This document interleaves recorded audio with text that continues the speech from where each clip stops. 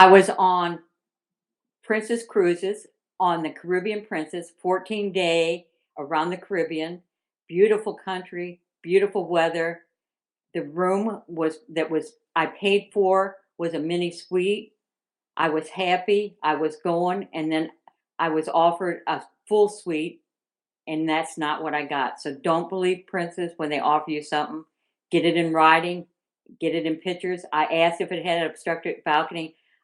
I didn't mean did it have a balcony? Did it have an obstructed balcony? Was told no, but it didn't have a balcony. So yeah, it's not obstructed. So don't believe them. Get it in writing.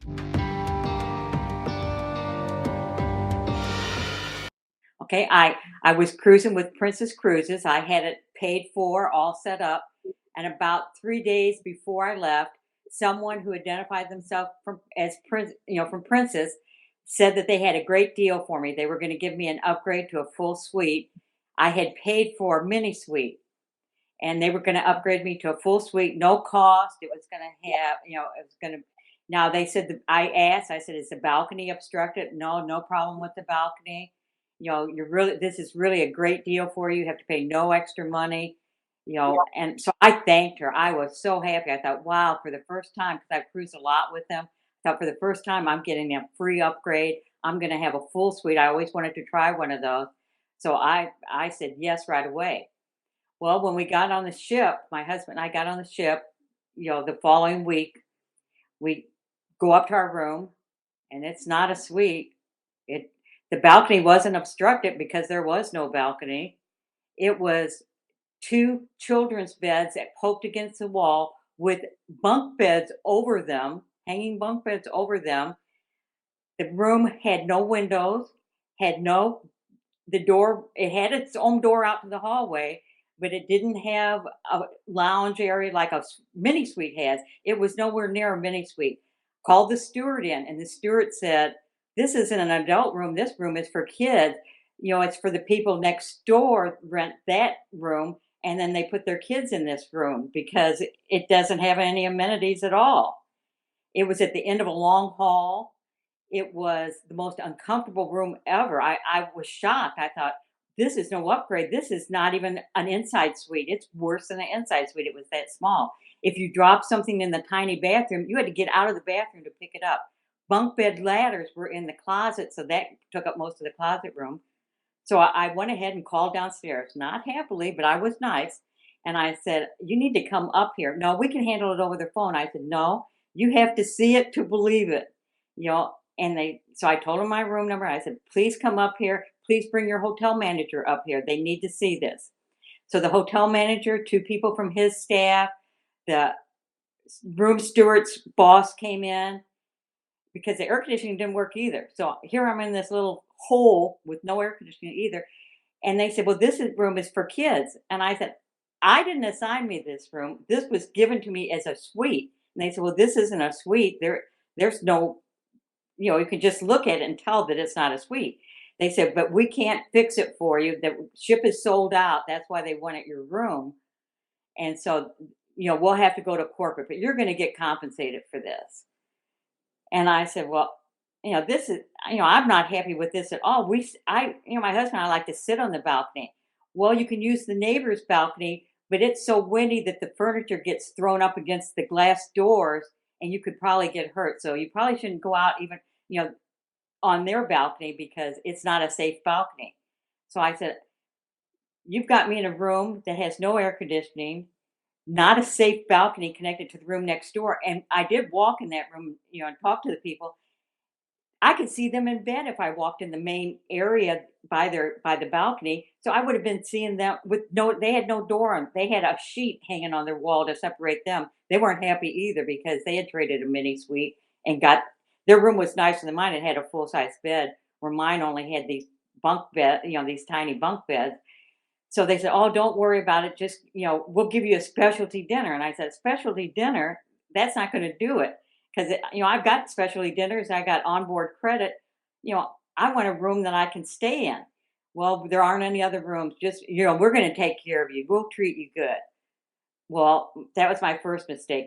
It was all verbal. And later on, they told me never take a verbal commitment from them. And this was their people.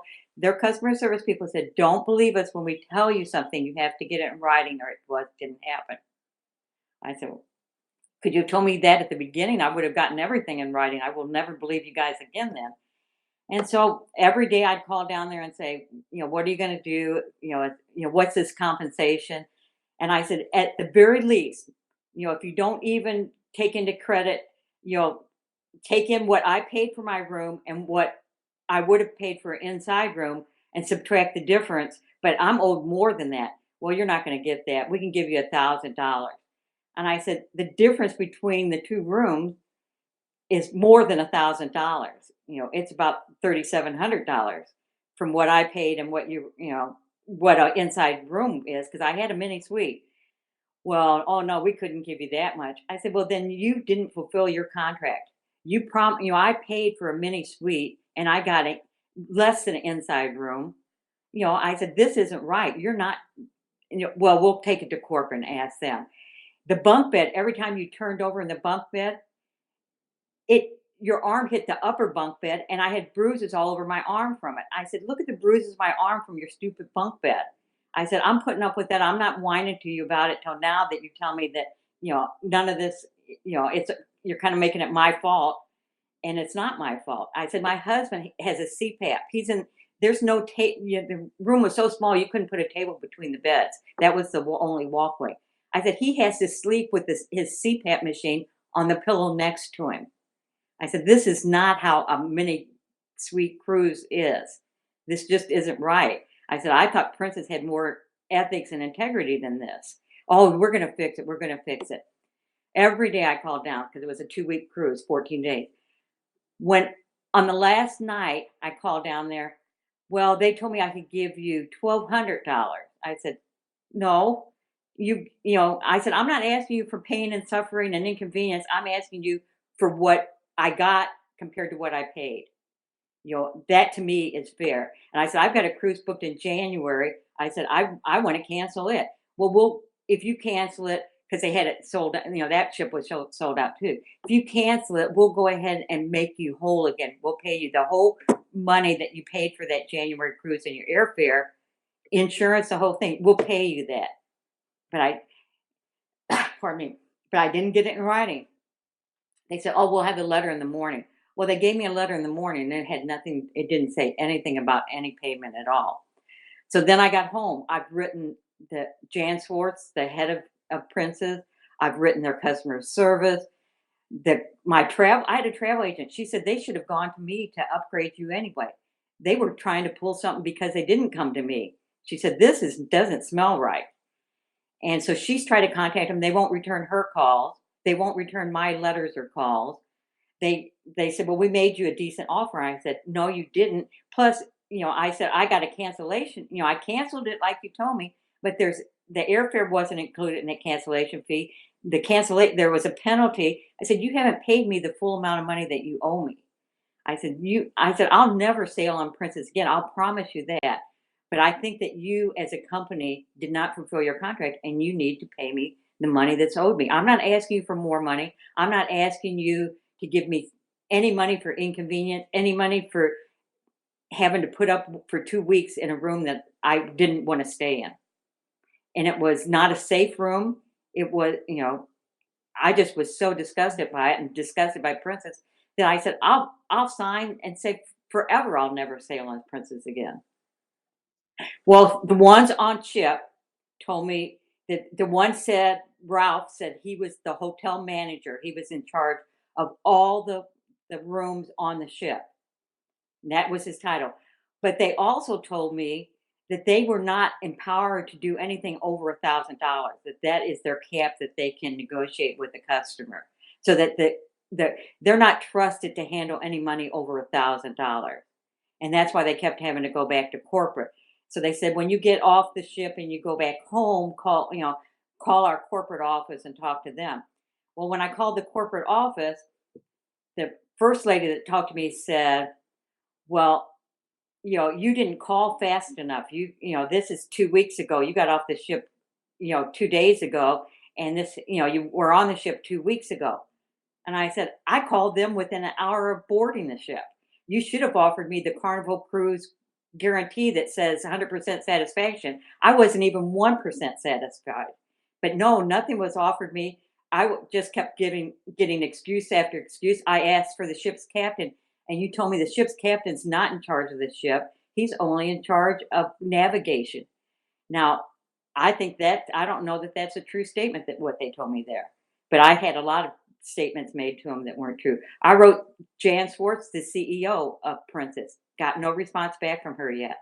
I've talked to their risk management middle manager, and she said, "Well, you have to do customer service."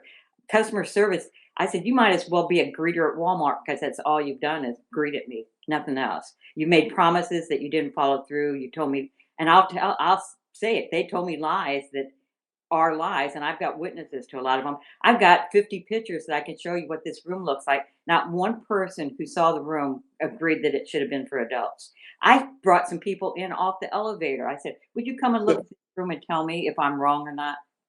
Okay, on the cruise that I took, the difference in price between what I paid and what I would have paid for an inside cabin, which is what I got, is, and there's 2 people, so it's $3,700. So 37, that's not asking for any money for any inconvenience, any damage to my arm, nothing else, just the black and white fees on my bill. If you look at what I paid and what I would have paid had they fulfilled their contract, that's 3,700. On the future cruise, they told me there's 1,090 for the airline that they have not paid anything on, and there's another $1,500 that they need to reimburse me for the difference between the penalties and the penalties I had to pay, the insurance, and the actual amount of money that. So they owe me 37 plus the 1,500. So about $5,200. Yeah. If they had handled this previous cruise right, and then I wouldn't have canceled my other cruise. I didn't cancel it for any reason of my own. They told me, "We'll cancel it for you because you don't like us." And I said, "Well, no, I don't like you because you just cheated me." I said, "But if you make that right, then I won't cancel my cruise." I waited to the last possible second to have that cruise canceled. I want them to make me whole on my January trip like they promised they would, and I want the $3,700 difference between what I paid and what I should have paid.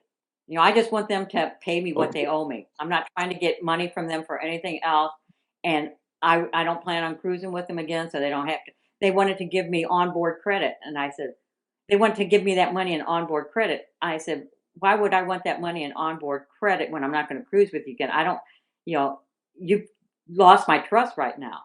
I tried to be a good customer to them, but I am the customer, and I tried to explain. I said, customers, you lose them one at a time, but eventually you have none left. They're not a renewable source. They're going to run out. We have a recession. People stop going. The word gets around, like your company helps us get the word around, but they think we have no power because cruise lines, are licensed somewhere else. They don't have very many laws, so they think they can get away with this kind of treatment.